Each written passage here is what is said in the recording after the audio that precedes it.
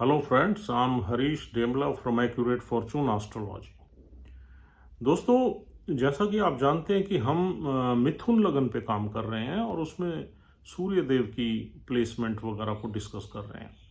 तो आज हमारी बात रहेगी सूर्य देव की मिथुन लगन में नवम भाव की प्लेसमेंट के बारे में, जहां पर शनि देव की मूल त्रिकोण राशि कुंभ पड़ी हुई है। तो दोस्तों, आइए जान लेते हैं यदि सन जमनाई असेंडेंट के 9th हाउस में आ जाए तो हमें किस तरह के फल मिलते हैं। देखिए दोस्तों, 9th हाउस डेस्टिनी का घर है, ऑस्पिशियस है, ट्राइन हाउस है। यहाँ इस घर के मालिक इस चार्ट में शनि देव हैं, लेकिन इस घर के कारक जुपिटर है। बहुत ही ऑस्पिशियस हाउस है और यहाँ पर सूर्य देव कंफर्टेबल रहेंगे क्योंकि ये यहाँ जुपिटर कारक है इस घर के। शनि देव की शनि और सूर्य का मेल जो है वो तो आपको पता ही है, वो इतना ऑस्पिशियस नहीं होता, वहां पर काफी संघर्ष रहता है। यानी कि सूर्य देव अगर शनि देव के नक्षत्र में बैठ जाएं या शनि देव की राशि में बैठ जाएं तो संघर्ष ज्यादा रहता है। फिर इस चार्ट में तो सूर्य देव हैं ही तीसरे घर के लॉर्ड, जो कि पराक्रम का घर है, मेहनत का है, हार्ड वर्क का है। तो यहाँ पर डेस्टिनी में हार्ड वर्क तो रहेगा, संघर्ष रहेगा, भाग दौड़ रहेगी, ट्रैवल्स रहेंगी, शॉर्ट ट्रैवल्स बहुत रहेंगी लाइफ में। यानी कि आदमी ट्रैवल्स ही करता रहेगा, इधर से उधर, उधर से इधर, और लॉन्ग ट्रैवल्स भी हो सकती हैं यदि 9th हाउस का कनेक्शन कहीं 12वें घर से बन जाए, नक्षत्र के थ्रू या नक्षत्र के लॉर्ड की प्लेसमेंट के थ्रू। तो या चौथा घर का स्वामी 12वें में बैठ जाए या 12वें का चौथे में बैठ जाए तो यहाँ पर विदेश की ट्रैवल या विदेश में सेटलमेंट के भी योग बन जाएंगे। और यहाँ पर देखा जाए तो कम्युनिकेशन के फील्ड में आदमी है, एडवर्टाइजमेंट में है, मीडिया में है, तो यहाँ पर ज़्यादा तरक्की करेगा। आदमी को मेहनत करके सफलता ज़रूर मिलेगी क्योंकि तीसरा घर सब इन्हीं चीज़ों का ही है। हॉबी से रिलेटेड काम हो, म्यूजिक से रिलेटेड काम हो, आर्ट क्रिएटिविटी से रिलेटेड काम हो, तो भी यहाँ पर सफलता मिलने के चांसेस रहेंगे। और दोस्तों, यहाँ आपके सिबलिंग भी आपको सपोर्ट करेंगे। कहीं आपको अगर किसी हेल्प की ज़रूरत है किसी भी एरिया में तो वो आपके डेस्टिनी को सपोर्ट करेंगे। हालांकि आपके सिबलिंग्स में थोड़ी ईगो ज़्यादा हो सकती है। नेबर्स आपके वेल सेटल्ड होंगे, सिबलिंग्स भी अच्छे सेटल्ड होंगे, यंगर सिबलिंग्स पर्टिकुलरली। नेबर्स भी आपके पावरफुल होंगे, कुछ नेबर्स आपके पावरफुल पोजीशंस में होंगे जिनकी आप मदद ले सकते हैं जब भी आपको ज़रूरत पड़े। दे विल हेल्प यू, क्योंकि नेबर्स के घर का लॉर्ड ही डेस्टिनी में आ गया तो डेस्टिनी को सपोर्ट ही करेगा। और दोस्तों, यहाँ पर जो तीसरा घर है उससे हम और भी कई चीज़ें देखते हैं। तीसरे घर से दुष्टाना घर है, तीसरे घर से हर्डल्स वगैरह काफ़ी देखते हैं हम लाइफ में, हर्डल, रुकावटें। तो ये शनि की राशि में सूर्यदेव वैसे ही आपको हर्डल्स देंगे, लेकिन यहाँ पर 5-7 साल मेहनत करने के बाद, भाग दौड़ करने के बाद सफलता निश्चय है। फिर यहाँ पर प्रोफेशंस कई तरह के मिल सकते हैं क्योंकि यहाँ 3 नक्षत्र मिलते हैं। पहला नक्षत्र है मंगल का, दूसरा है शतभिषा राहु का, और तीसरा है पूर्व भाद्रपद जुपिटर का।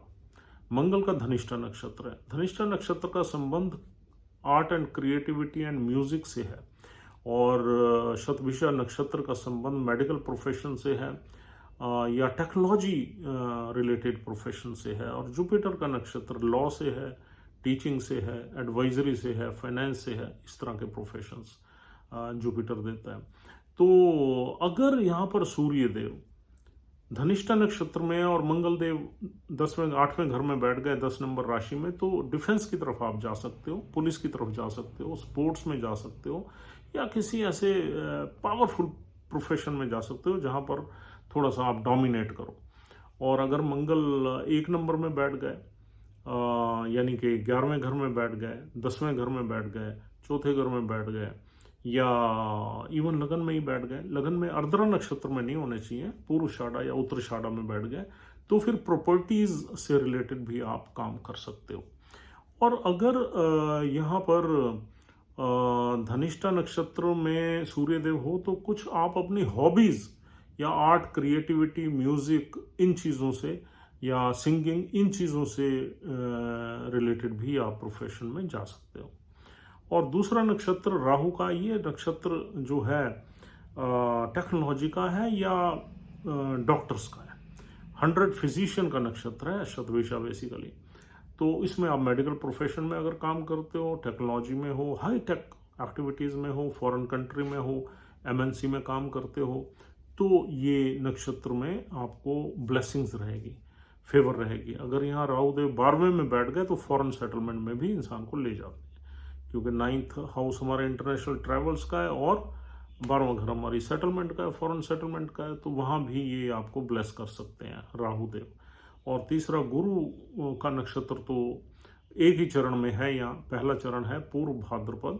तो जुपिटर से जो प्रोफेशंस बनते हैं, अगर जुपिटर की प्लेसमेंट अच्छी है, जुपिटर यानी कि 10वें घर में है, 11वें में है, या दूसरे घर में है एग्जॉल्टेड साइन में, तो डेफिनेटली, या तीसरे घर में है सूर्य की राशि में, तो डेफिनेटली आप टीचिंग में, प्रीचिंग में, एडवाइजरी में और लेक्चरबाजी में या फाइनेंस में, मैक्रो फाइनेंस में, किसी इस तरह की कंपनी में काम कर सकते हो। सूर्य का यहाँ बैठना यानी कि आप अगर जॉब में है तो ज़्यादातर आप बड़ी कंपनीज में काम करोगे, ग्रुप्स में काम करोगे, और अपने टारगेट्स आपके ग्रुप के टारगेट होंगे, जिसमें you will be A part and parcel of that group, यानी कि आप उसकी एक कड़ी होंगे। तो क्योंकि 11 नंबर राशि जो है वो मासेस की राशि है, ग्रुप्स की राशि है, तो यहाँ अगर आप फाइनेंस में या बैंकिंग में भी करते हैं काम, तो आपको डायरेक्ट पब्लिक से डील करना पड़ेगा। तो अब यहाँ पर जो है आपके जो पिता के साथ संबंध होंगे वो एवरेज रहेंगे, उसमें हम ये नहीं कह सकते बहुत अमेजिंग होंगे या बहुत खराब होंगे, क्योंकि यहाँ जुपिटर भी है और शनि भी है, दोनों का प्रभाव रहेगा। यहाँ पर धर्म को मानने के लिए अगर सूर्य देव जुपिटर या मंगल के नक्षत्र में है तो आप धर्म को मानोगे, और राहु के शतभिषा नक्षत्र में तो फिर आप हो सकता है अपने धर्म से ज़्यादा दूसरे धर्मों को आप प्रेफर करो।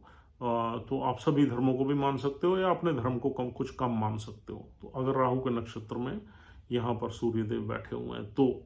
और दूसरा, अगर शनि की प्लेसमेंट खराब है आपके चार्ट में, फिर पिता के साथ संबंध आपके खराब रहेंगे।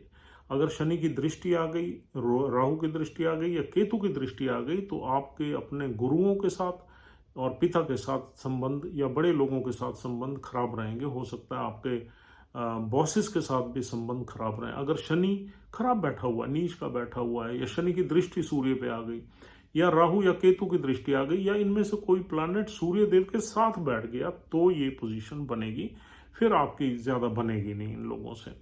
और अगर शनिदेव बहुत मजबूत है तो यहाँ पर आपके जो है रिलेशनशिप्स ठीक रहेंगी comparatively, it will be a mutual respectful relationship. लेकिन ये ज़रूरी नहीं है कि आपके ओपिनियन आपके फादर से मिले या आपके गुरुओं से मिले। और धर्म का प्रभाव भी यदा कदा यहाँ पर फ्लक्चुएटिंग रहता है डिपेंडिंग ऑन द नक्षत्र। राहु के नक्षत्र में यहाँ इंसान ज़्यादा धार्मिक नहीं होता, अगर होता तभी है जब आपका गुरु बहुत अच्छा पड़ा हो। सपोज गुरु ही आपका एग्जॉल्ट कर गया, ऊंच का बैठ गया, तो फिर तो आपका गुरु ही धार्मिक प्रवृत्ति दे देगा आपको, ज़रूरी नहीं है कि सूर्य उसमें दे।